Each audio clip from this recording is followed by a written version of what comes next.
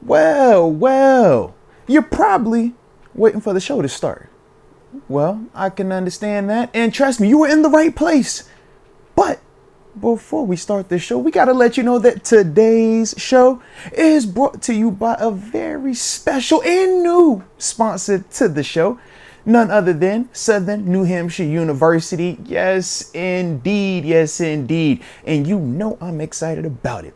Number one, because they're doing a great thing in terms of helping people overcome, some of the experience barriers that are holding people back, right? And we know that that comes up a lot as we progress through this professional world and just adulthood, right?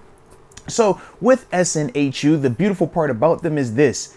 They are designed for people like you and me, man. The ones that are busy, but can make some time to be on the online space and, multitask, so to speak. And that is what SNHU brings to the table. The largest, or one of the largest, accredited nonprofit online degree offerings. Man, it is a dope thing that they got going on over there. One of the programs that stood out to me the most is their sports management program, in terms of being able to, number one, work at your own pace. They have multiple times throughout the year where you're able to get into the course and ultimately progress through at your own speed, 24/7 access. I mean, those are beautiful things, especially when we're just talking about the working person, the busy person, the person with the family out there.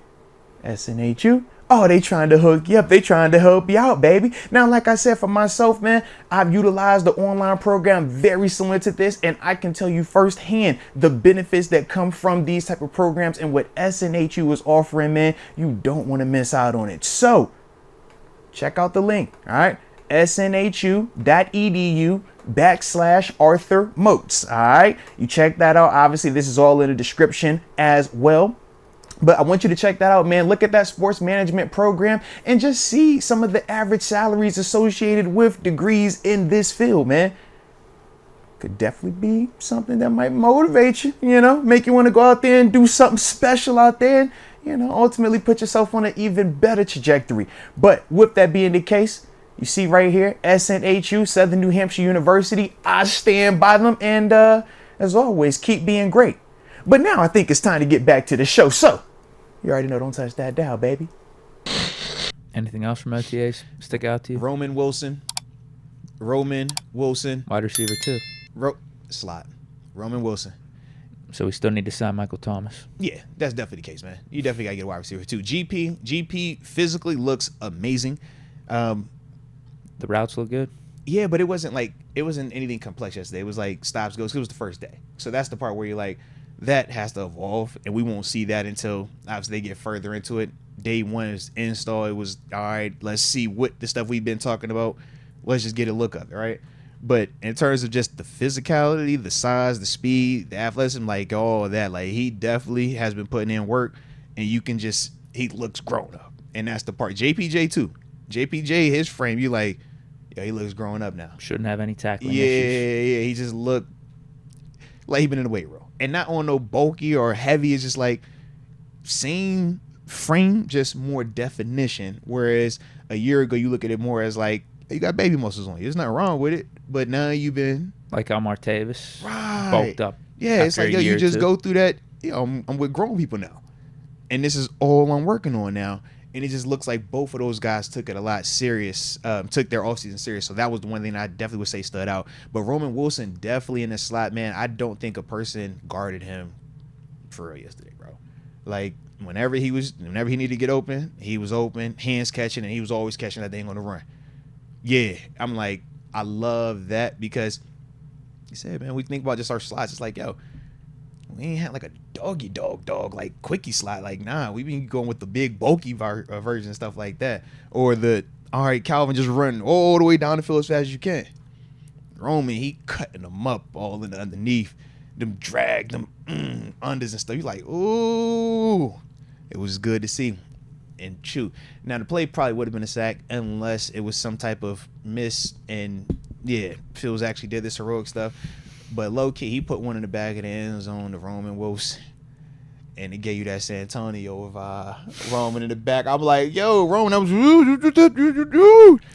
And we wanted to hate on it, but this is how you know it was dope. because part of us on defense wanted to be like, yo, that play don't even count because it should have been a sack, but we was always just like, yo, that was kind of fire.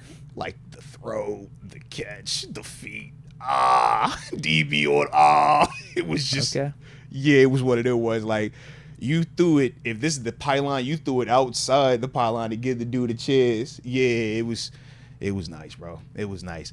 But like I said, that was just, like I said, how I viewed it in terms of that initial, just that wide receiver part of it.